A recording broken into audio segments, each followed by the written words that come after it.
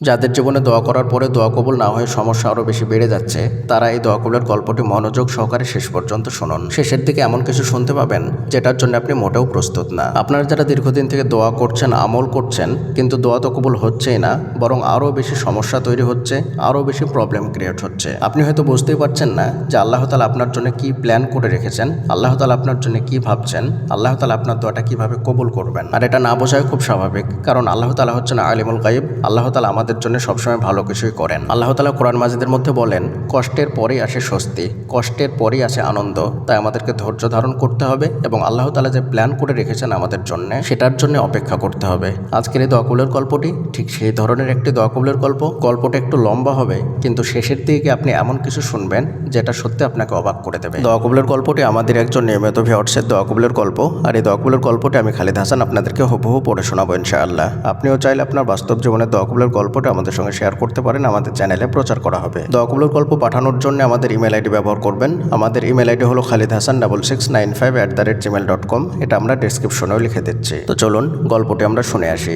গল্পের শুরুতে তিনি লিখেছেন, বাবা মায়ের একমাত্র মেয়ে হিসাবে আমি খুব আদুরে একটা মেয়ে। মাদ্রাসায় পড়ার সুবাদে ছোটবেলা থেকে আমার দিনী পরিবারে বেড়ে ওঠা হয়েছিল, কিন্তু হেদায়েত পাওয়ার গল্পটা আমি আজকে বলতে চাই। 2023 সালের শুরুর দিকে আমার বয়স তখন 17 চলছে। একাডেমিক লাইফ মানে দাওরা জামাত, যেটাকে মাস্টার্স বলা হয়, সেটার ফাইনাল বোর্ড পরীক্ষার 7 দিন আগে হঠাৎ করে ভীষণ অসুস্থ হয়ে পড়লাম। ভীষণ অসুস্থ বলতে সরাসরি এমার্জেন্সিতে ভর্তি হতে হলো। হঠাৎ করে পেটে ব্যথা সহ বুকে ব্যথা শুরু হলো। যাই হোক, পরীক্ষা দিতে পারিনি বোর্ডে। এরপর থেকে প্রতি মাসে একবার করে এমার্জেন্সিতে ভর্তি হয়ে ব্যথা নামিয়ে বাসায় আসতে হতো। জীবনটা তখন পুরাই শূন্য হয়ে গেল। ছোট একটা বাচ্চা মেয়ে আমি, জীবনে কখনো কষ্ট কি জিনিস সেটা বুঝতেই পারিনি।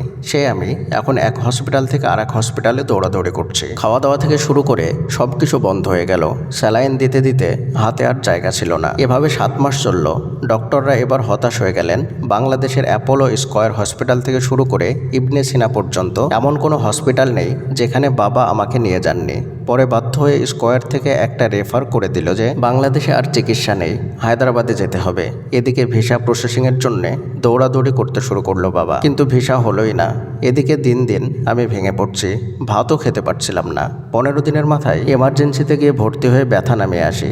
এভাবে 8 মাস পর অদ্ভুতভাবে বাবা আমাদের সবাইকে নিয়ে উমরা করতে গেলেন। আমি কাবার গিলাপ ধরে অসুস্থতার জন্য দোয়া করে এসেছি। চোখের সব পানি আমি ঢেলে দিয়ে এসেছি মুলতাজামে। বাসায় আসার 2 দিনের মাথায় আবারও ভয়ঙ্কর অসুস্থতা। কিচ্ছু করার নেই আর। হঠাৎ বাবা আমাকে নিয়ে বিআরবি হসপিটালে নিয়ে আসলেন বাবার পরিচিত একজন ডক্টরের কাছে। দেখেই উনি কেবিনে ভর্তি করালেন, কিন্তু ব্যথার তীব্রতা বাড়তে থাকলো দিন দিন। এক পর্যায়ে আইসিইউতে শিফট করে দেওয়া হলো। এরপর সার্জারি করা হলো। ল্যাপারোস্কোপিক সার্জারি আর একটা অসুস্থতাও ছিল। সব মিলিয়ে আমি প্রচুর ভেঙে পড়লাম। কি দোয়া করে আসলাম আর কি হলো। তখন আমি কোনো আমলে জানতাম না, শুধু তাহাজ্জুদে চোখের পানি ফেলে দোয়া করতাম আর 5 ওয়াক্ত নামাজ, এতটুকুই। সার্জারি হয়েছে 2024 সালের মে মাসে। অক্টোবর নভেম্বরের দিকে আমাকে আমার এক শাইখ বলেছিলেন, তুমি ইস্তেগফার করো আর দরুদের আমল করে দেখো, আল্লাহ পরীক্ষা নিচ্ছেন। তখন আমার নতুন সার্জারি হয়েছে। সিজদা দিতে পারতাম না নামাজে, ব্যথা ছিল প্রচুর। খাওয়া দাওয়া তরল চলতেছে তখন। ঘুমের ঔষধ খেয়ে ঘুমাতে হতো।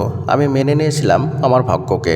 হতাশা, পেরেশানি আর কষ্ট, অসহায়ত্ব সব মিলিয়ে আমার জীবনে কিছুই ছিল না তখন। চোখের পানিও বেকার মনে হতো তখন।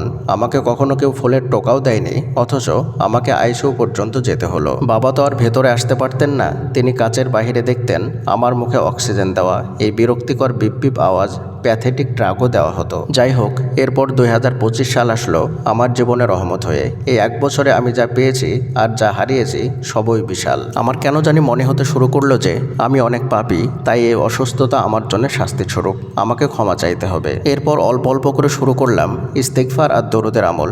কোনো দিন 3000 বার, আবার কোনো দিন 4000 বার, এভাবেই শুরু করলাম। আর তাহাজ্জুদের সালাত তো বহু আগে থেকেই কন্টিনিউ ছিল, তবুও আমার কোনো ফজিলত জানা ছিল না। নিজেকে অনেক পাপী মনে হতো। তাই ইস্তেগফার আর দরুদের আমল করলে অনেক ভালো লাগতো।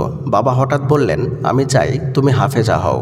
তখন আমি বাসায় জেনারেল পড়তেছিলাম। আমার মনে হতো আমি হাফেজা হতে পারবো না, কিন্তু 2025 সালের কোরবানির পর জোর করেই বাবা হাফেজা টিচার দিলেন। আর শুরু হলো আমার হিফজ করা। আমার নিজের উপর কোনো নিয়ন্ত্রণ ছিল না, জীবনের কোনো অর্থও ছিল না। বাবা বলতেছে তাই করতেছি, এমন আর কি। পরিবর্তন টের পেলাম হঠাৎ করেই। তখন ইস্তেগফার করার 7 মাস চলছে। সবকিছুই কেমন যেন কবুল হয়ে যাচ্ছিল। যা যা চাচ্ছিলাম সব হাজির হয়ে যেত সামনে। খাওয়া দাওয়ার অনেক বাধা নিষেধ ছিল, কিন্তু আমি খেতাম, কোনো সমস্যা হতো না। মনে মনে চাইলেও রিজিক চলে আসতো। মন খারাপ থাকলে মন ভালো হয়ে যাওয়ার ব্যবস্থাও করতেন আল্লাহ তাআলা। এটাও আমি বুঝতে পারিনি শুরুতে।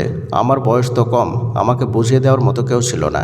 এখন 2026 সাল চলছে, আমি এখন যা যা কল্পনায় চাই তাও আল্লাহ দিয়ে দেন। কিভাবে ব্যবস্থা হয় নিজেও জানি না আমি। হিফজেও আগের চেয়ে অনেক বেশি মেধা বাড়িয়ে দিয়েছেন আল্লাহ তাআলা।